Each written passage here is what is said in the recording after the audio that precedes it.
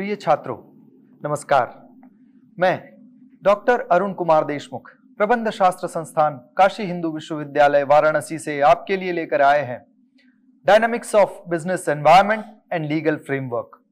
व्यवसायिक पर्यावरण और कानूनी ढांचे की गतिशीलता के इस पाठ्य चर्चा में जिस क्रम में हम चर्चा कर रहे थे उसमें अब हम लीगल एनवायरनमेंट या कानूनी पर्यावरण के विषय में चर्चा कर रहे हैं, जिसमें हम जो विविध वैधानिक प्रावधान संविधान के तहत देश में उपलब्ध है उनकी जानकारी आप तक लेकर आए हैं। इसी क्रम में अब हम जिस एक्ट की बात करने जा रहे हैं, अधिनियम की बात करने जा रहे हैं, वह है द इंडियन कॉन्ट्रैक्ट एक्ट 1872। इसके बेसिक्स को हमने डिस्कस किया। अब हम आगे बढ़ते हुए इसके जो एसेंशियल्स है उनके कुछ महत्वपूर्ण बिंदुओं पर चर्चा करेंगे। इस चर्चा के क्रम में जिन बिंदुओं पर हम बात करेंगे मुख्य रूप से वह आज जिस पर हमारा मुख्य फोकस होगा वह होगा फ्री कंसेंट या स्वतंत्र सहमति। इसके क्या कंपोनेंट्स है, साथ ही साथ बात करेंगे परफॉर्मेंस ऑफ कॉन्ट्रैक्ट की अवधारणा क्या होती है, और साथ ही साथ बात करेंगे विविध प्रकार के जो अनुबंध है या कॉन्ट्रैक्ट है उस पर प्रकाश डालेंगे। अब सबसे पहले प्रश्न ये उठता है कि ये फ्री कंसेंट क्या है।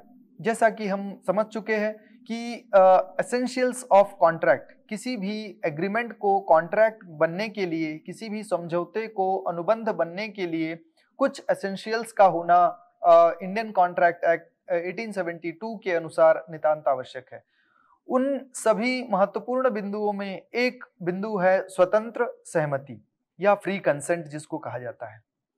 फ्री कंसेंट एक ऐसी स्थिति है जिसमें कि दोनों पार्टीज एक ही बात को लेकर एक समय पर सहमत होती है, जिसमें उनके ऊपर कोई दबाव ना हो, कोई भी किसी भी प्रकार का अनुचित प्रभाव ना हो, और साथ ही साथ उसमें कोई मिसरिप्रेजेंटेशन या धोखेबाजी या फिर किसी भी तरह की कोई गलती अगर दोनों में से किसी एक या दोनों की हो तो ये इन सब की उपस्थिति उस कंसेंट को नॉट फ्री बना देती है, अर्थात स्वतंत्र नहीं रह जाती उनकी सहमति।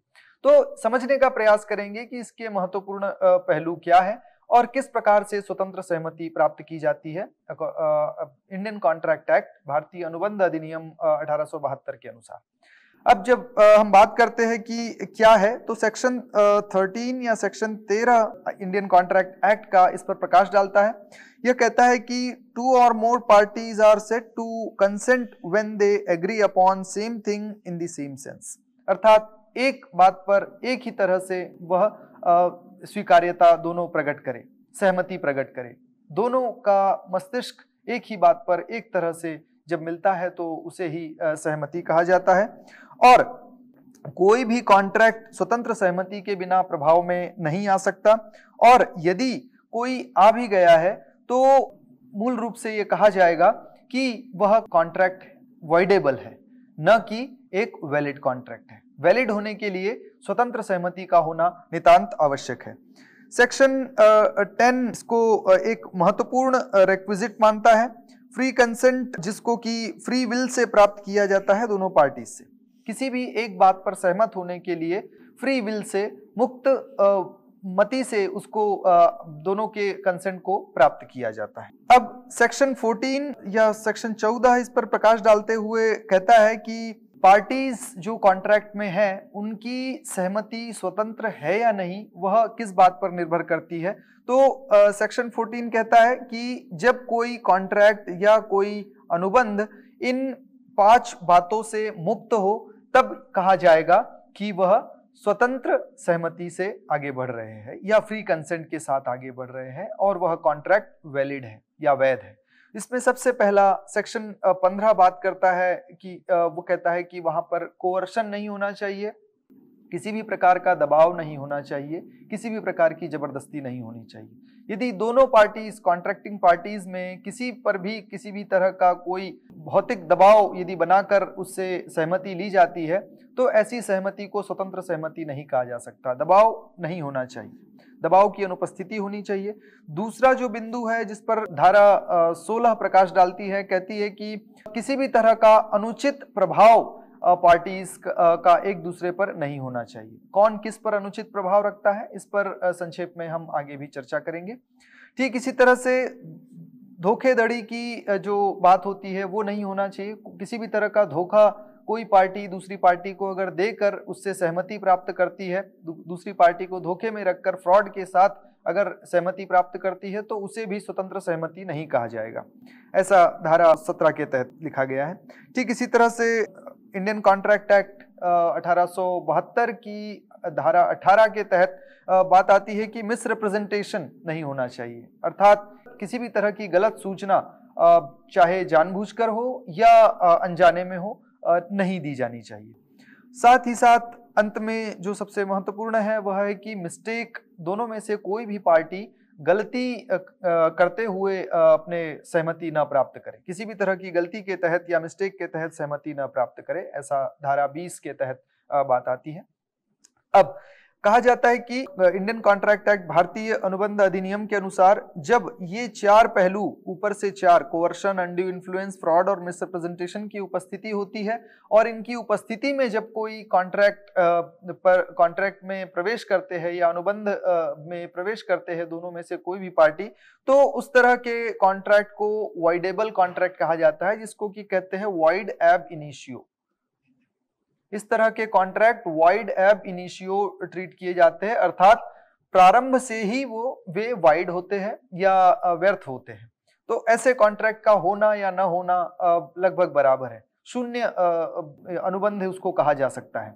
तो इस तरह की किसी भी बात का अगर उसमें उपस्थिति है तो उसे वाइडेबल कॉन्ट्रैक्ट की श्रेणी में रखा जाता है। वाइडेबल बल्कि कहा जाए कि वाइडेबल एग्रीमेंट है। वाइडेबल अगर कोई एग्रीमेंट है तो वह कॉन्ट्रैक्ट बन ही नहीं सकता। ठीक इसी तरह से यदि मिस्टेक या गलती की वजह से किसी कॉन्ट्रैक्ट या अनुबंध में प्रवेश किया जाता है तो उसको कहा जाता है कि वह वॉइड है या शून्य है, व्यर्थ है। अब एक एक करके इन सभी पहलुओं को समझते हैं। कोवर्शन क्या है या दबाव क्या होता है?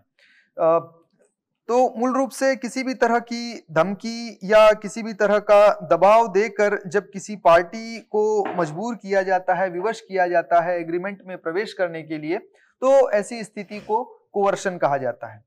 धारा 15 के अनुसार कोवर्शन मूल रूप से कमिटिंग, जो परिभाषा सेक्शन 15 में एक्ट में दी गई है, वो कहती है कि कोवर्शन एज द कमिटिंग और threatening to commit any act forbidden by the Bharatiya Nyaya संहिता, पहले आईपीसी हुआ करता था, इंडियन पिनल कोड, जिसको अब हम भारतीय न्याय संहिता मानते हैं, और एन अनलॉफुल डिटेनिंग और threatening to detain any property to prejudice of any person with intention to causing any person to enter into contract. अर्थात किसी भी तरह की धमकी देकर किसी कार्य को कराना या ना कराने के लिए किसी पर दबाव बनाना जो कि भारतीय न्याय संहिता के तहत भी उचित नहीं है और अनलॉफुल है।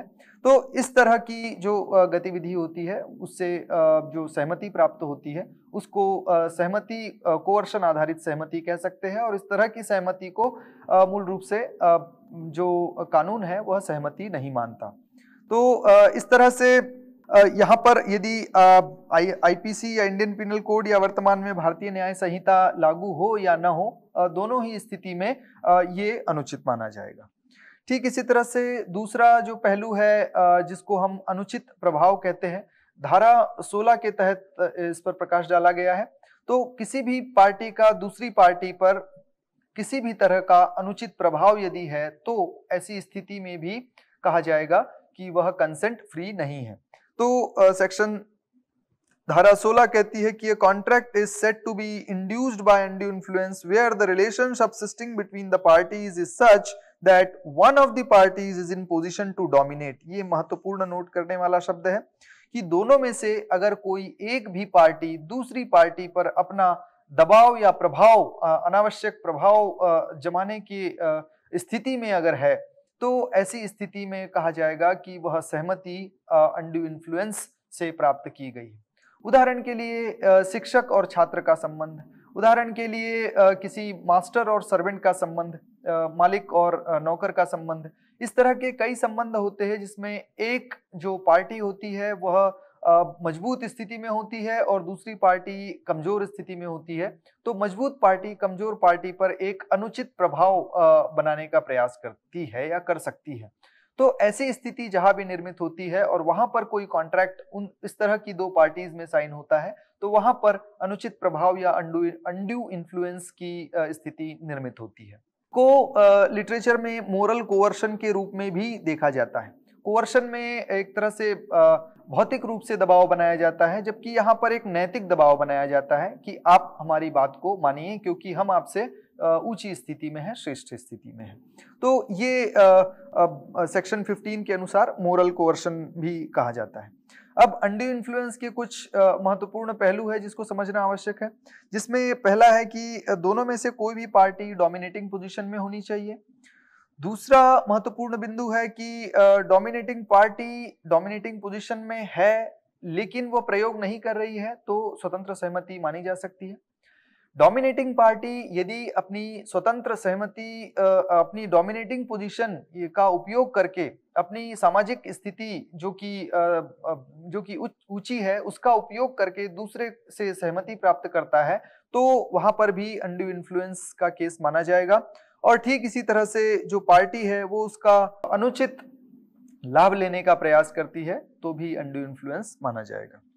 अब कहां कहां पर अनुचित प्रभाव की शंका सशंका हो सकती है, इसको भी संक्षेप में बताया जाता है। पहला है जहां पर कि कंसिडरेशन इनएडिक्वेट हो।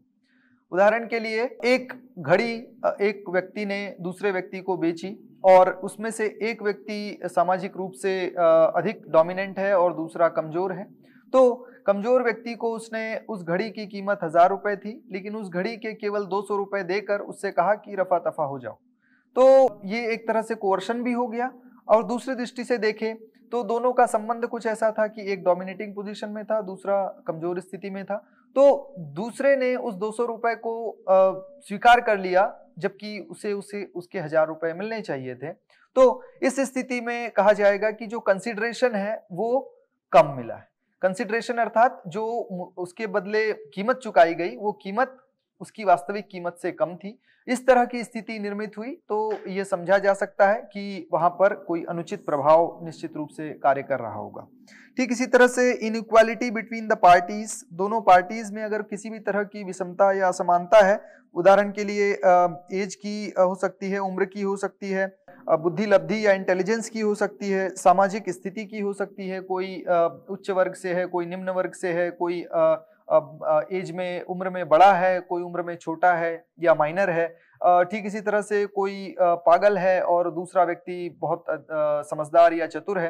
तो ऐसी स्थितियों में भी जब ऐसे इस तरह के दो लोगों के बीच में जब कोई अनुबंध होता है तो उसमें भी अनड्यू इन्फ्लुएंस का संशय बना रहता है। ठीक इसी तरह से जो ट्रस्टीशिप होती है उसमें जो फाइड्यूशियरी रिलेशनशिप होते हैं तो उसमें भी इसको सस्पेक्ट किया जाता है। जो ट्रस्ट बनते हैं, यद्यपि ट्रस्ट एक्ट एक सेपरेट एक्ट है, किंतु वहां पर भी ऐसी स्थिति जब बनती है तो अनड्यू इन्फ्लुएंस की संभावना आशंका देखी जाती है। ठीक इसी तरह से कोई महिला है जो पर्दानशीन है, उसके साथ अगर हम किसी कॉन्ट्रैक्ट में एंटर हो रहे हैं, अनुबंध में प्रवेश करने जा रहे हैं, तो ये माना जाएगा कि पर्दानशीन वुमेन जो महिला है वो आपसे सामाजिक स्थिति में नीचे है और इसलिए आप उसके ऊपर दबाव बना सकते हैं। तो इसको भी इनके साथ यदि आप कॉन्ट्रैक्ट में एंटर करते हैं तो वहां भी अनड्यू इन्फ्लुएंस का केस बन सकता है। ठीक इसी तरह से अनकॉन्साइनेबल बार्गेन्स जो होते हैं, जिसमें कि किसी को अब अनावश्यक रूप से लाभ देते हुए आप कोई डील कर रहे हैं। उदाहरण के लिए किसी शराबी व्यक्ति के साथ आप शराबी व्यक्ति को आप धन दे और उसे 2% या 1% की ब्याज दर पर वह धन दे कि इस पर आप हमको रिटर्न करेंगे, तो ये आप जानते हैं कि वह व्यक्ति इसको उड़ा देने वाला है, वापस नहीं करने वाला है। तो ऐसी स्थिति में जो बार्गेन्स हुए हैं उसको वहां पर भी अनड्यू इन्फ्लुएंस माना जाएगा। इसमें जो व्यक्ति शराबी है वह निम्न स्तर पर माना जाएगा और जो पूरे होशो हवास में अनुबंध में प्रवेश कर रहा है वह उच्च स्थिति में माना जाएगा। तो ये कुछ स्थितियां हैं जहां पर अनुचित प्रभाव का निर्माण होता है। ठीक इसी तरह से आगे बात करते हैं मिसरिप्रेजेंटेशन की। मिसरिप्रेजेंटेशन के बारे में कहा जाता है यह एक ऐसा रिप्रेजेंटेशन है जो गलती से किया जाता है। ठीक इसी प्रकार इसके लिए कानून कहता है a statement of fact made by one party to the other either before or at the time of contract relating to some matter essential to the formation of contract. उदाहरण के लिए मैं अपनी सेकेंड हैंड गाड़ी किसी दूसरे व्यक्ति को बेचने जा रहा हूं। मैं जानता हूं कि उसका इंजन खराब है, लेकिन यह जानकारी उसको बताए बिना मैं अपनी गाड़ी को उसको सौंप देता हूं, उससे कीमत ले लेता हूं। गाड़ी लेने के बाद उसे कुछ समय बाद पता चलता है कि इसका इंजन डिफेक्टिव है और फिर वो मेरे पास आता है, कहता है कि आपने मुझे ये डिफेक्टिव पीस दिया है। मैं कहता हूं कि नहीं, जब मैंने दिया था तब तो ठीक था। तो मूल रूप से मैं उससे अभिज्ञ था, मैं जानता था कि उस गाड़ी में समस्या है, ये मुझे उसको सूचित करना चाहिए था। हो सकता है कि ये सूचना देने से उसकी जो मिलने वाली कीमत है वह प्रभावित हो जाती, इसीलिए मैंने लाभ लेने के लिए उस जानकारी को छुपाया। तो इस तरह का एक्टिव कंसीलमेंट भी इस श्रेणी में आता है। तो अब ये जो मिसरिप्रेजेंटेशन है ये बोलकर भी हो सकता है, वर्ड्स स्पोकन जो हम बोलते हैं, लिखित भी हो सकता है, या फिर अपने व्यवहार से भी जाहिर किया जा सकता है। दोनों पार्टीज में से कोई भी पार्टी अगर अपने व्यवहार से भी इसको जाहिर करती है तो उसको भी मिसरिप्रेजेंटेशन की श्रेणी में रखा जाएगा। तो कोई भी रिप्रेजेंटेशन या प्रतिनिधित्व जब गलत तरीके से इनोसेंटली या इंटेंशनली किया जाए तो उसे मिसरिप्रेजेंटेशन की श्रेणी में रखा जाता है। इस तरह से कोई भी फॉल्स स्टेटमेंट या गलत सूचना जब जानबूझकर या गैर इरादतन रूप से दी जाती है दोनों में से किसी एक भी पार्टी के द्वारा, तो उसे मूलतः मिसरिप्रेजेंटेशन कहा जाता है। और मिसरिप्रेजेंटेशन सामान्यतः प्रायः यह देखा जाता है कि मिसरिप्रेजेंटेशन की स्थिति में कोर्ट मानता है कि मिसरिप्रेजेंटेशन बहुधा इनोसेंट ही होता है। मासूमियत इसको मानी जाती है कि हो सकता है जानकारी के अभाव में किसी व्यक्ति ने ऐसा कर दिया हो, अनजाने में ऐसा कर दिया हो, तो इसको उतना घातक नहीं माना जाता जितना कि आगामी जिसकी हम फ्रॉड की बात करने वाले हैं। फ्रॉड को मूल रूप से इंटेंशनल मिसरिप्रेजेंटेशन की श्रेणी में रखा जाता है, जबकि मिसरिप्रेजेंटेशन को एक इनोसेंट मिसरिप्रेजेंटेशन की श्रेणी में रखा जाता है। अब मिसरिप्रेजेंटेशन की कुछ महत्वपूर्ण बातें हैं कि सबसे पहले तो किसी भी तरह का रिप्रेजेंटेशन होना जरूरी है, चाहे वो इनोसेंटली हो और वह इनोसेंट हो और ऑनेस्ट बिलीफ के साथ हो कि जो भी कहा जा रहा है वह सच है और इसमें किसी भी तरह की धोखाधड़ी की कोई गुंजाइश नहीं है, चाहे कहे गए शब्दों में या व्यवहार में। तो इस तरह से प्रकट रूप में या गर्हित रूप में, दोनों ही रूपों में ये एक ऑनेस्ट बिलीफ के साथ बिना किसी धोखाधड़ी के भाव के साथ किया जा रहा हूं। ठीक इसी तरह से ये जो है, जो मटेरियल फैक्ट्स है किसी भी कॉन्ट्रैक्ट से संबंधित, उसके बारे में कोई भी यदि ओपिनियन दे रहे हैं तो उससे संबंधित होना चाहिए। ठीक इसी तरह से ये जो स्टेटमेंट दिया गया या कोई बात कही गई कॉन्ट्रैक्ट के बारे में वह गलत साबित हो जाए बाद में, और साथ ही साथ ये किसी भी पार्टी को मनाने के लिए, उस कॉन्ट्रैक्ट में प्रवेश करने के लिए, तैयार करने के लिए, तत्पर करने के लिए इसका प्रयोग किया गया हो, तो सेक्शन 19 के अनुसार इस तरह की बातें जब किसी भी रिप्रेजेंटेशन में बनती है तो उसको मिसरिप्रेजेंटेशन की श्रेणी में रखा जा सकता है।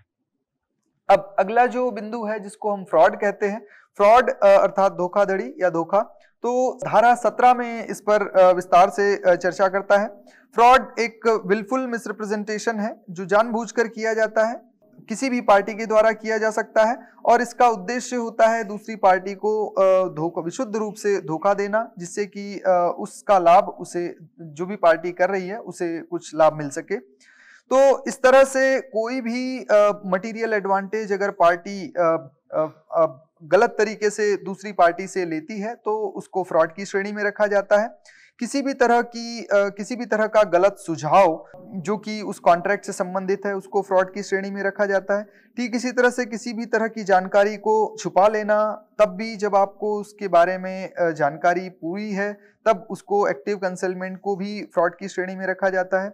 ठीक इसी तरह से किसी भी तरह का वादा करना जिसको कि आप जानते हो आप परफॉर्म नहीं कर पाएंगे, जिसका निष्पादन आप नहीं कर पाएंगे। ठीक इसी तरह से किसी भी तरह का धोखाधड़ी और साथ ही साथ किसी भी तरह की भूल चूक जो लॉ के अनुसार है, इस तरह की बातों को फ्रॉडुलेंट श्रेणी में रखा जाएगा। तो उदाहरण के लिए यदि कोई कंपनी अपने प्रोस्पेक्टस में गलत बातों को क्लेम करे और एक व्यक्ति है ए जो उसमें शेयर होल्डिंग लेना चाह रहा है, उस आधार पर जब उसे बाद में पता चले कि इसके प्रोस्पेक्टस में जो कुछ बातें गलत लिखी हुई है और उसके आधार पर उसकी शेयर होल्डिंग का निर्णय वह कैंसिल कर सकता है। तो ये राइट कानून उसको देता है। ठीक इसी तरह से अगर किसी कार में डिफेक्टेड पेट्रोल टैंक है और ए ने सी को बेची, तो मूल रूप से सी के पास ये राइट है, जब उसकी जानकारी में आता है तो वह ए ने जिसने उसको बेची है उसके पास जाकर उसको वापस करने का अधिकार ये क्लॉज देता है। ठीक इसी तरह से अगला जो महत्वपूर्ण बिंदु है मिस्टेक, जो सेक्शन 20 में इसका वर्णन है, तो ये एक मिसकंसेप्शन और एक गलती माना जाता है, एरर माना जाता है। सो इसको कहा जाता है कि ये एक मिस चांस से ऐसा होता है कि कोई भी जानबूझकर नहीं करता, गलती किसी भी इंटेंशन से नहीं होती बल्कि कुछ अन्य कारणों से हो जाती है। अब ये गलती के 3 प्रकार हैं। यूनिलेटरल, जहां पर एक पार्टी गलती करती है, म्यूचुअल जहां दोनों पार्टी गलती करती है, कॉमन जहां पर दोनों पार्टी से कुछ ना कुछ ऐसा गलत हो जाता है जिससे कि वे उस कॉन्ट्रैक्ट के मटेरियल फैक्ट से कुछ दूर बने। ठीक इसी तरह से अगर हम बात करें मिस्टेक्स की, तो एक अन्य प्रकार भी होता है मिस्टेक का, मिस्टेक ऑफ फैक्ट, अर्थात जो कॉन्ट्रैक्ट से संबंधित महत्वपूर्ण बातें हैं उनसे संबंधित जो गलती हो जाती है दोनों पार्टी से, वो मिस्टेक ऑफ फैक्ट कहलाती है। दूसरी होती है जो बहुत घातक मानी जाती है, मिस्टेक ऑफ लॉ। सो इसके बारे में कहा जाता है mistake of law is no excuse, अर्थात किसी भी देश में समाज में आप जहां रह रहे हैं वहां के कानूनों की जानकारी होना आपके लिए नितांत आवश्यक है। आप ये नहीं कह सकते कि चोरी करना एक अपराध है, ये मुझे पता नहीं था, तो ये कानूनन अपराध है, ऐसा आप कहकर अपने आप को नहीं बचा सकते, क्योंकि mistake of law is no excuse. ठीक इसी तरह से म्यूचुअल, बायलेटरल और यूनिलेटरल की हम बात कर चुके हैं। ठीक इसी तरह से अब आगे बढ़ते हुए हम कुछ महत्वपूर्ण बिंदुओं को देखेंगे। बायलेटरल मिस्टेक की बात जो हम बता चुके हैं। मिस्टेक ऑफ सब्जेक्ट मैटर में ये कुछ बातें हो सकती है, existence, identity, price, quantity, quality से संबंधित। ठीक इसी तरह से पॉसिबिलिटी ऑफ परफॉर्मेंस की अगर बात करें तो हो सकता है फिजिकल इम्पॉसिबिलिटी हो या लीगल इम्पॉसिबिलिटी हो। ठीक इसी तरह से मिस्टेक ऑफ लॉ के बारे में भी हम चर्चा कर चुके हैं कि mistake of law is no excuse और इसकी वजह से किसी भी कॉन्ट्रैक्ट को अवॉइड नहीं किया जा सकता। ठीक इसी तरह से अन्य एसेंशियल है कि legality of object and consideration, जिस पर सेक्शन 23 प्रकाश डालता है। वो कहता है कि कंसिडरेशन, ऑब्जेक्ट और एग्रीमेंट ये तीनों ही लीगल होने चाहिए।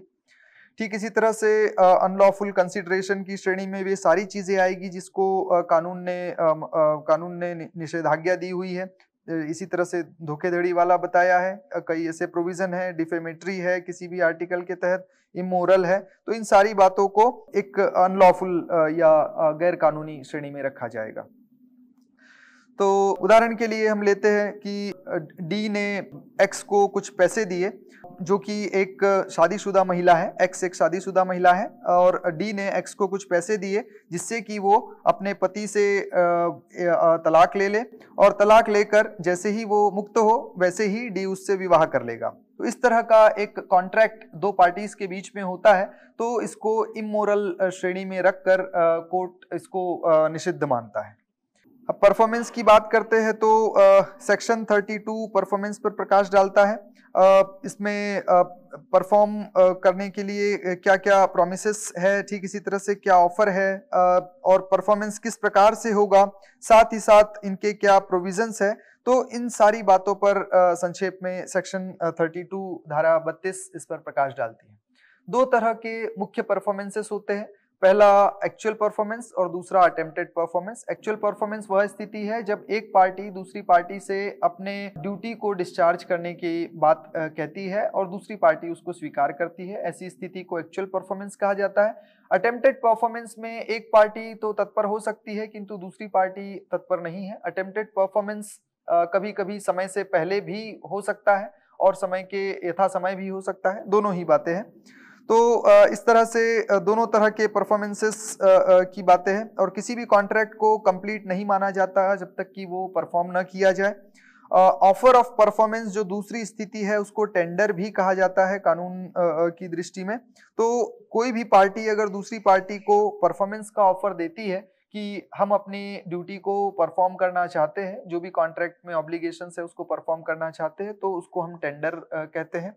वैलिड टेंडर के कुछ एसेंशियल्स है, ये अनकंडीशनल होना चाहिए।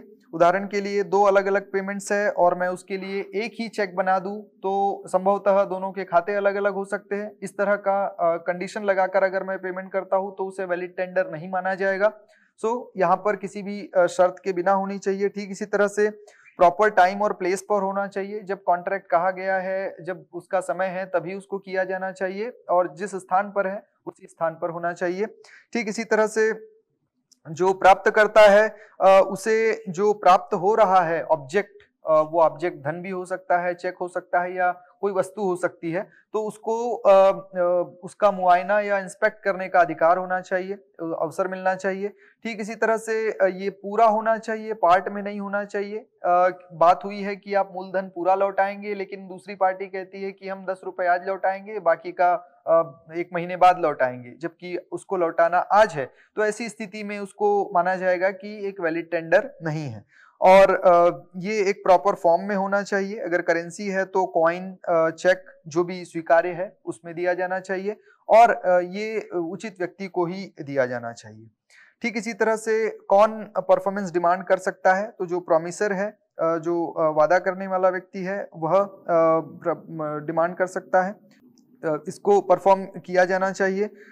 साथ ही साथ जो एजेंट है वो परफॉर्मेंस कर सकता है। ठीक इसी तरह से उसका रिप्रेजेंटेटिव है या कोई तीसरा व्यक्ति है जो इसमें इन्वॉल्व हो सकता है। कौन परफॉर्मेंस की बात कह सकता है, तो निश्चित रूप से जो व्यक्ति उस कॉन्ट्रैक्ट में बेनिफिशियरी है। उदाहरण के लिए इस उदाहरण से हम समझ सकते हैं जहां पर ए ने बी को एक घर बेचा और ए ने बी को घर बेचने का वादा किया। ये कहता है कि A promises B to sell his house to C.